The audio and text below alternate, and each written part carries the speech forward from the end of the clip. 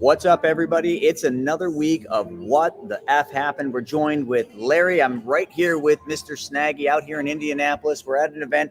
Today, we're going to do an abbreviated version of What the F Happened, and we're going to hit these topics, folks. We're going to talk about Biden canceling your student loan debt. Then we're also going to talk about the markets and how everybody thought they were going to go to the moon and we were going to bounce and everything was good, and that's probably not a good plan. So stick with us. We'll be right back.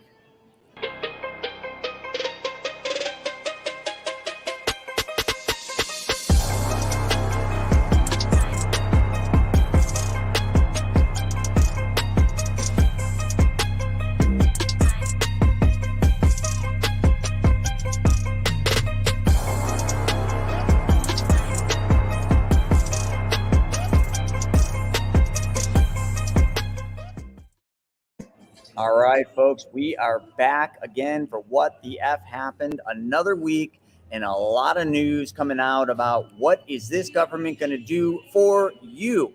Well, from what I'm hearing, they're going to cancel your student loan. That's right. Biden's got it on his desk, and all he needs to do is sign, and there goes $10,000 of your student loan debt. Woo! I guess we all should vote for Biden at this point because, hey, when somebody gives you something for free, you should love them, right? Or should you understand the other side of the coin? You see, I think this whole thing is just another nail in the coffin for democracy dying, because politicians are finding ways now with the printing press and the connections with the Fed to just print their way to an election. Literally, buy your votes by erasing your student loan debt.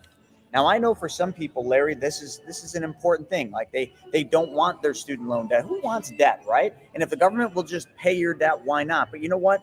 Can you just imagine a world? Just imagine a world where everybody went to college, but nobody had to pay for it. How serious would they take that education? How serious would they take what they're learning? Would it just be like high school where you just go and fuck around? Or would it actually be something you take serious and you get an education, you go out there and you change the world? What's your take on this, Larry? You know, I love you, Chris. You know that? You have a way of putting things that are so negative and so wonderfully negative that it almost sounds positive. It's fantastic. Now, here's my take on this. Here's my take on this. You ready? Yeah, I do.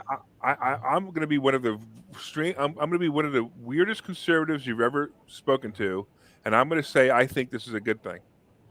And I don't think he's going far enough because he's only going to cancel $10,000 of it. Now, here's why. And it's not because, I think that everybody should have their loans canceled. No, absolutely not. You signed for a loan, you got to pay it, right? Here's the problem. And there's two pieces to this problem. One of the major problems is the fact that a 16, 17, and 18-year-old has no freaking clue how money works. And they're told, you sign this piece of paper or your life will suck. So that's the first problem I have with it. And the other thing is that the reason that college is so expensive is because of these stupid student loans. All right. So they screwed you when you graduated high school and said your life will suck if you don't go to college, and if you don't sign this piece of paper, you can't go to college. And then 5 years later, you wake up and go, wait a minute, what the hell did I do? What did I sign? I don't even know what I signed. I don't even understand it. I never understood it. My parents didn't understand it either because they told me to do it also because they didn't know better. So that's the first problem I have with student loans. But that's a different issue.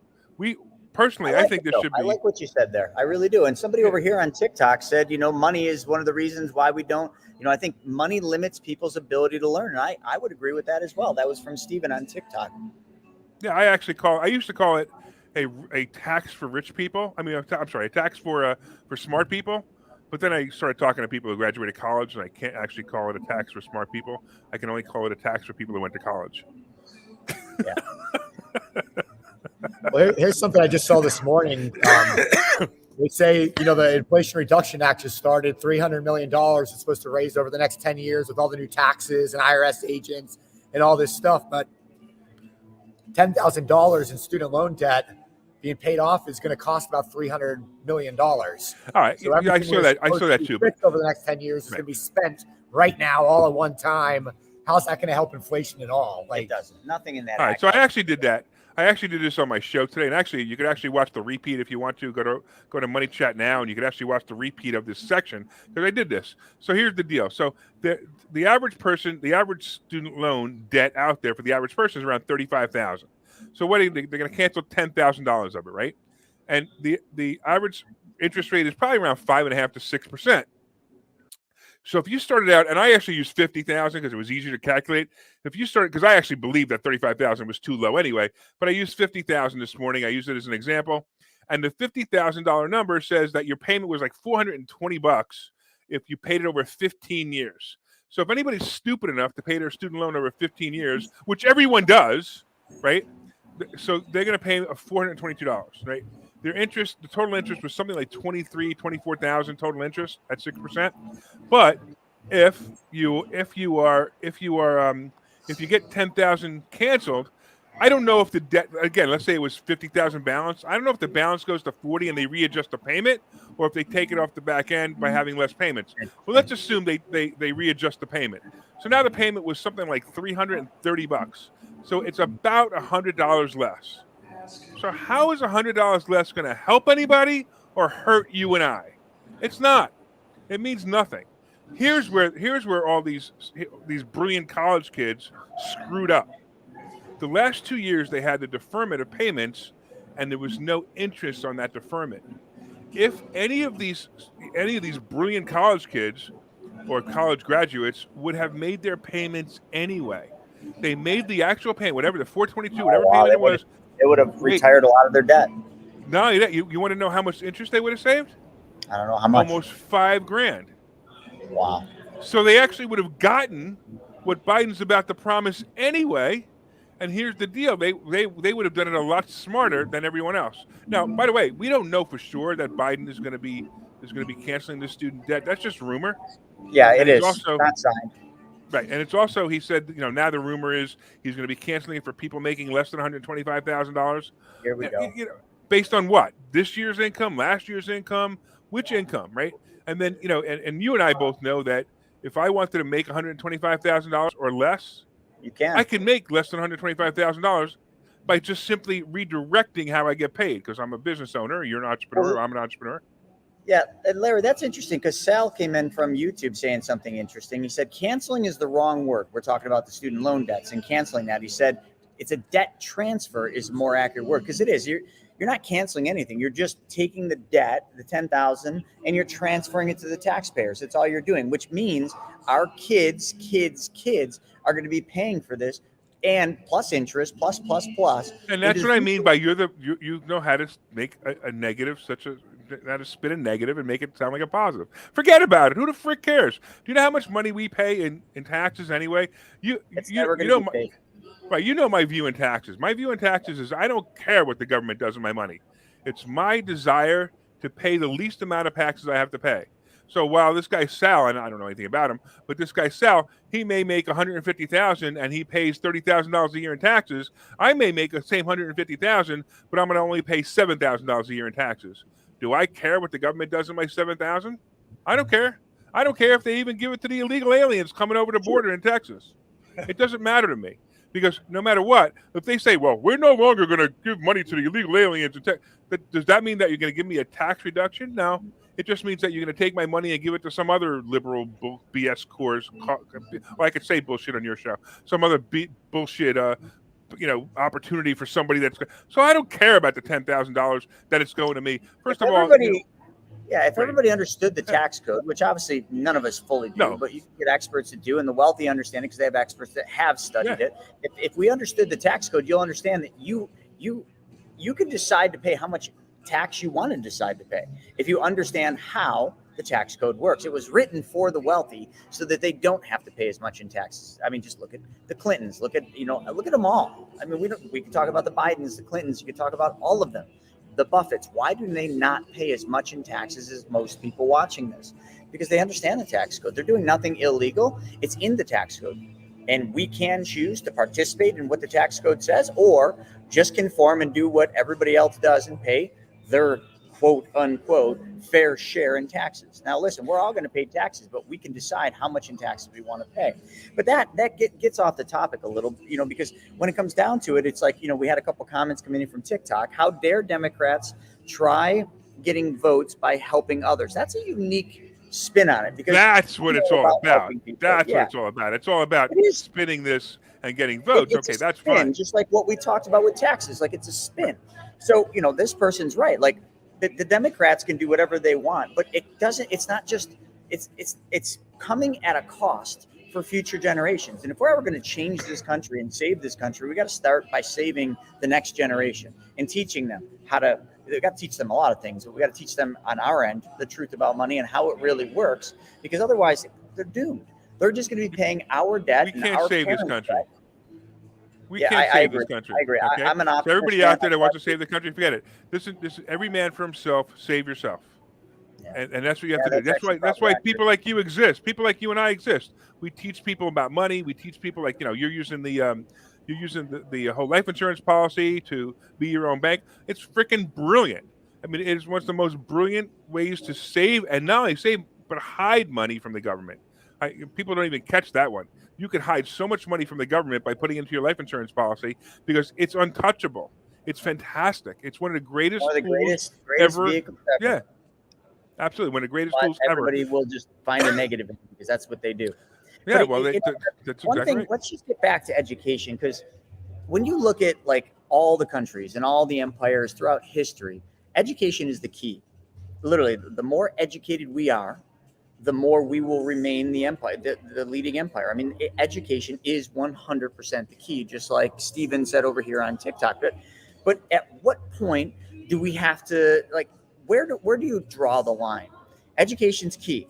We have the best education here in this country. Now, I know there's other developing and emerging countries coming up that have great educations as well. They never used to, but they're getting there. And some would even say it's better than our education. But if education's key, and we want our folks to basically get the best education, should it be free? Okay. Should it be subsidized by the government like it is in other countries? Or should the person have to pay their fair share to get educated? And then you have an unequal system, because then, the haves can get better education than the have-nots. So it's a unique balance. I don't have the answer. I'm certainly no expert in this, but it is definitely one of those things where if education's key, then how do we get a better education system? And I don't know if it's college that is where we start. We got to start with grade school. And from what I've seen, no disrespect to anybody, what they're teaching kids in grade school and high school is fucking nonsense. That will never help the kids in the future. Matter of fact, it will fucking ruin them. Excuse my language, but that's the only thing I have to say about it. And I'm not a teacher, okay? But I know a lot of teachers, and they say the same thing. The education system is broken. So instead of starting with evaporating or getting rid of or as you say, repositioning this student loan debt for these students that make less than $125,000 a year, why don't we start fixing the problem where our young children get an education and learn how to be good people, learn how to give, learn all the fundamental things that we should have learned when we were younger that maybe we did, maybe we didn't. I think that's where the problem starts, and I think that's where the problem ends. You want to fix the world again. Stop it. I don't. I do. I think inherently, I think we all do. I'm of not course, we all do. Yeah. It's just, what is money if you can't help somebody with it, right? You can only have so much money, and then after that, you got to turn and start helping people. Like for me, I read something about a soccer player, and the soccer player made $10 million a year. That's pretty good income for just about everybody watching this. Sure. And he got ridiculed because he had a broken iPhone, like the screen was all cracked. And when he got questioned about it, you could buy 10 of these. You could have he had no fancy cars, no mansions, nothing like that. And he said, when I grew up with a dream. I didn't have sneakers. I ran barefoot. I did all these things, and I got here. And now it's my duty to go and help other people have that same dream that I did. And it's not my duty to have the fancy car, the fancy house, and all this. So I respect that. I know that's, to each their own on that. But like to me, to make more money gives me the ability to make more clean water for people that don't have clean water, put better schools in areas where there are no schools, not fix our schools here. Like that should be someone that we all should want to do that, but put schools in places where they don't have schools, put churches in places where they don't have churches. That's my big thing. And I haven't fully figured that out, but sometimes money has to be bigger than you. So I actually went through this same phase that you're going through right now, that you're talking about, and everyone watching this right now would say, "Hey, I want to cure hunger. I want to solve all the problems in the world." And when you Yeah, they can. realize that you can't, that's when you start making a difference. And I know it's bizarre to think that way, but when you start helping people one person at a time. Yeah, I'm going to challenge everybody. But I wrote this in my book Money Hacks. I don't even have a copy of it, but I have a book, Money Hacks, that I wrote. And I actually have a chapter in Money Hacks. It's called Can Money Buy Happiness?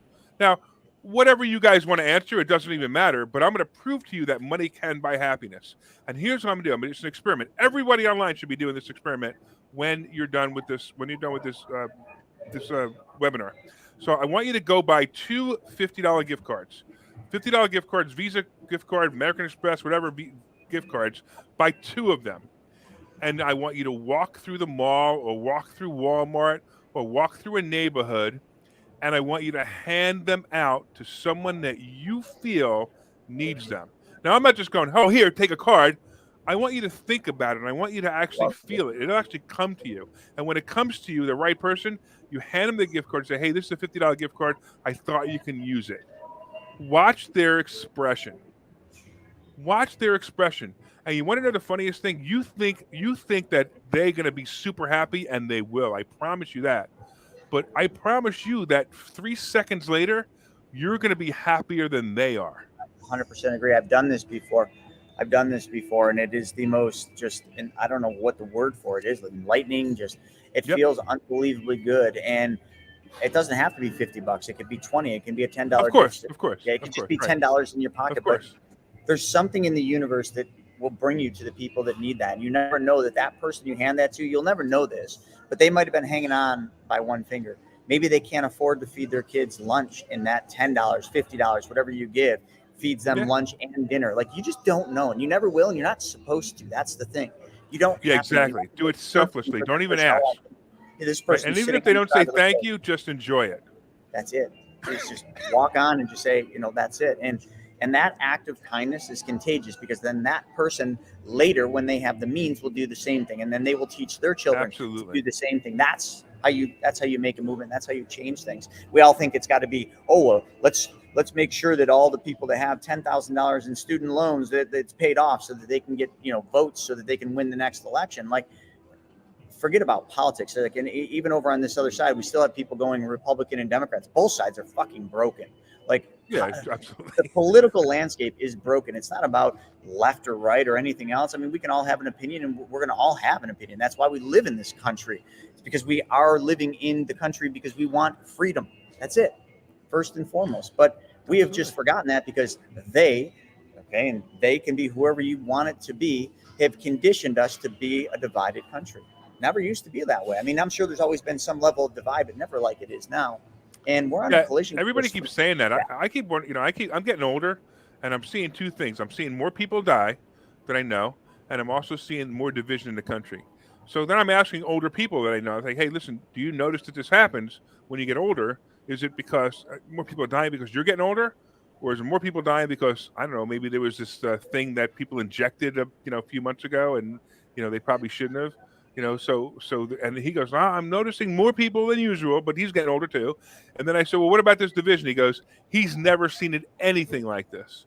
So I agree. I think it's getting terrible, and they're actually using us for that division for their own gain. I mean, look at the gain. Look again. And you look at Biden. You look at the Clintons. You look at some of these politicians, and look at Pelosi especially. You look at the gains that they're making by dividing the country. It's amazing. It's brilliant. Yeah, it's insane. It is the most brilliant thing ever. It is. Now let's switch gears here a little bit. We've hit the college and the education side pretty good. Let's talk about the markets, because we're going to wrap this thing in under 10 minutes here. We're doing a very abbreviated show today, folks. But I want to talk about the markets, because just a week ago, really, or 2 weeks ago, everybody thought things were going to be good. People that literally follow us and come to this all the time and hear us tell you it's a trap. It's a trap. I got text saying, "Do you think the market's going to continue to go up?" And I said, "Please tell me you didn't."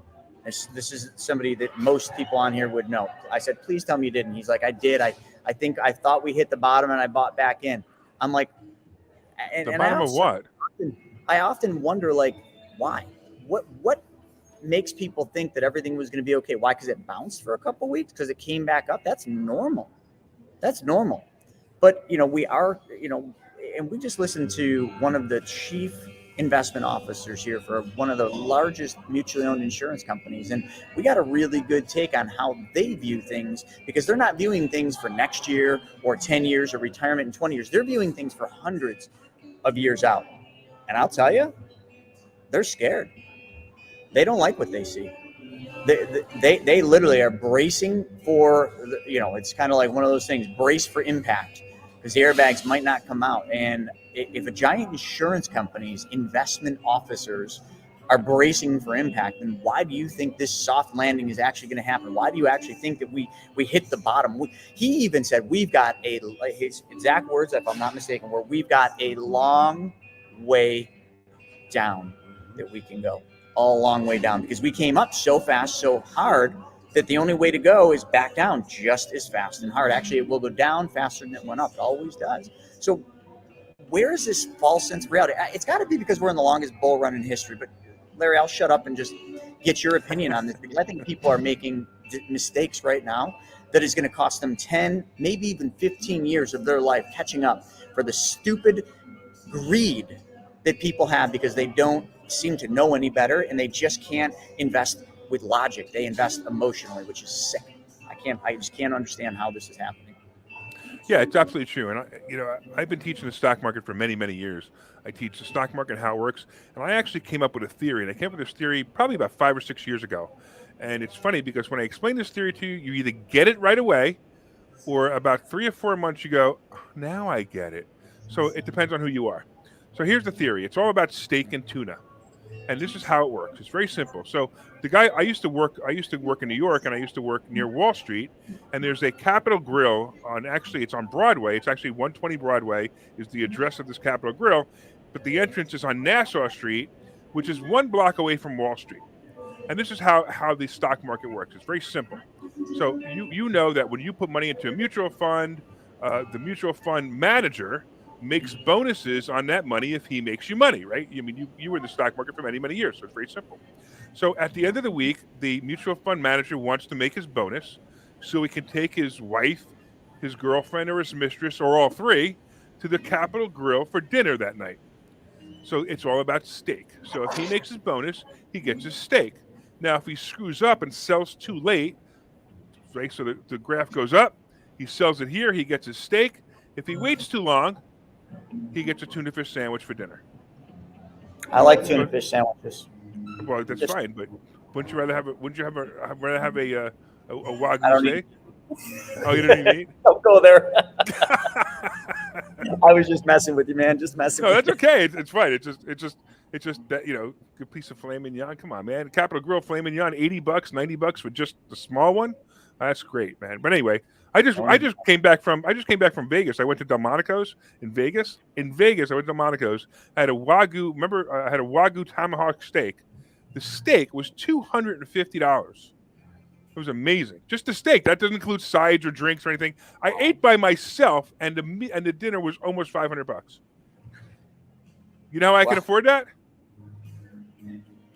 I know how you can afford that. Sell up there. I can afford that because I understand the stock market and I pay less taxes than you do. Simple laws, rules and laws. Absolutely. So, I mean, just as we kind of wrap a couple last minutes, I just want to hit a couple questions that have come in. Steven said, this guy just thought me Warren Buffett facts. I don't think that's worded right. If this recession has taught us anything, come on, where are some good ones here? Somebody said I could buy a whole cow for $500. Yeah, but that's no fun. Yeah, that's very true. Where do I start eating the cow?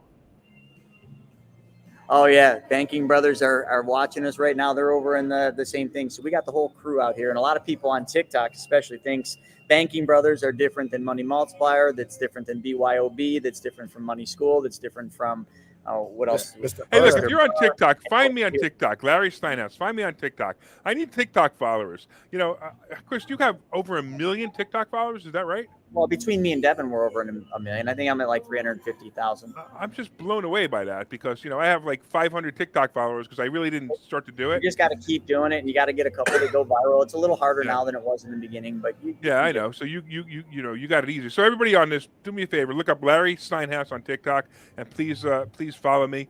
And I got some stuff that I've been doing every morning, so you like it too. I love it.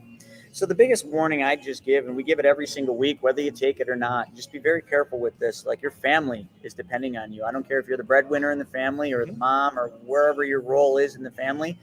You matter, and you matter to them. So if you start making stupid decisions, you know, I've heard countless stories, like back when AMC and GameStop are going, you know, doing the whole meme stock thing with Reddit, like mothers were putting 100% of their 529s in AMC. Did you all hear that AMC is actually maybe seeking bankruptcy? Like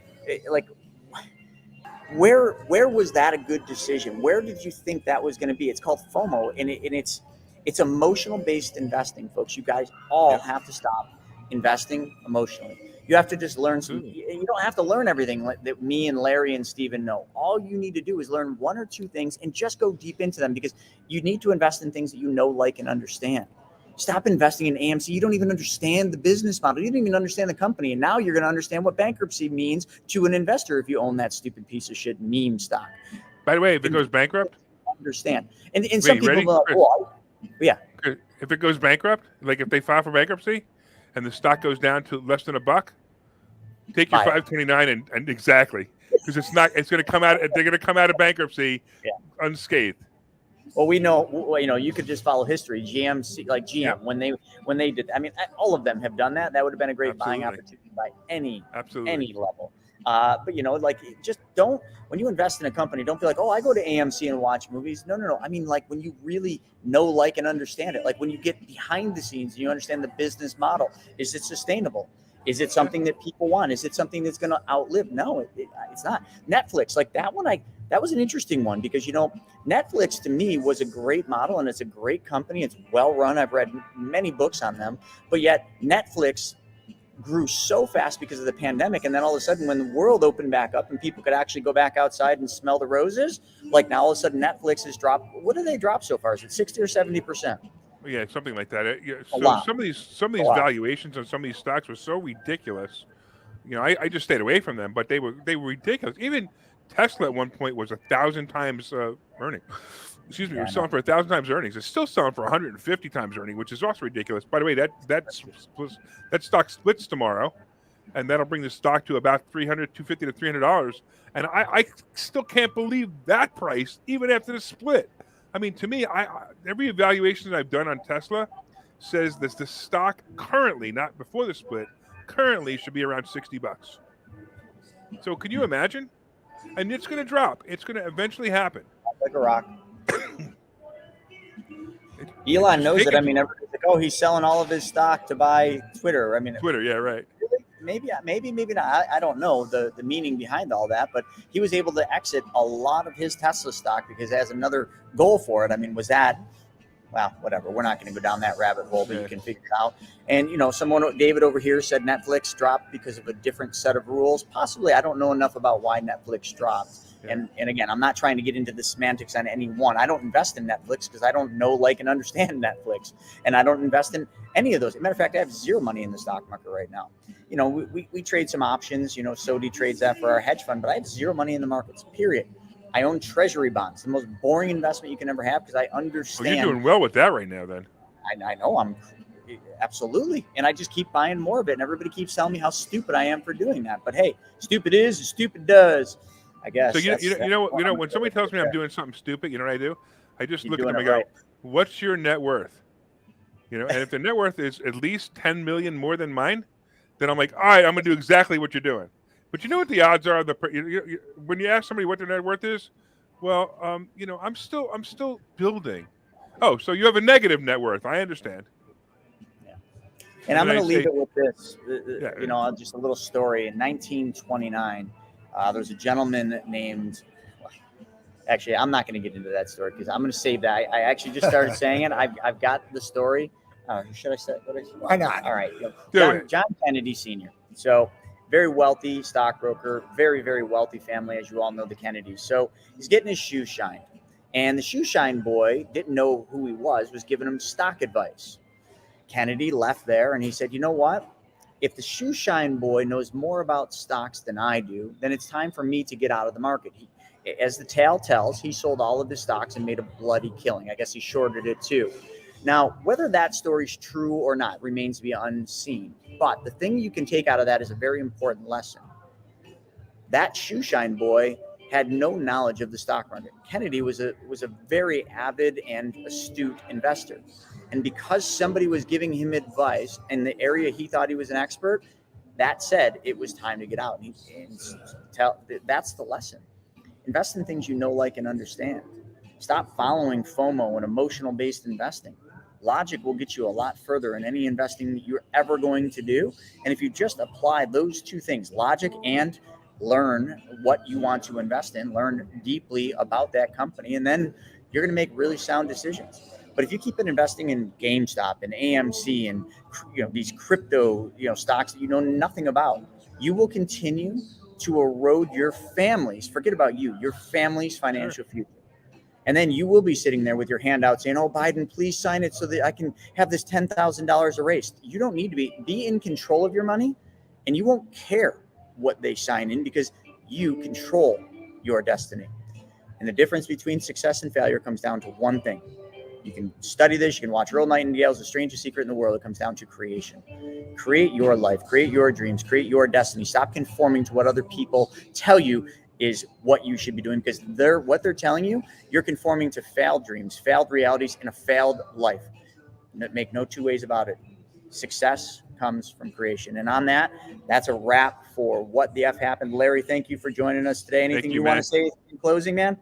I just think if anybody wants to reach out, just go to contactlarry.com, contactlarry.com. I do a show every single day at 7:30, a live show on the stock market and also politics. It's a lot of fun. It's called Money Chat Now. You can find that on Facebook. It's a lot of fun. And that's it, Chris. I love you, man.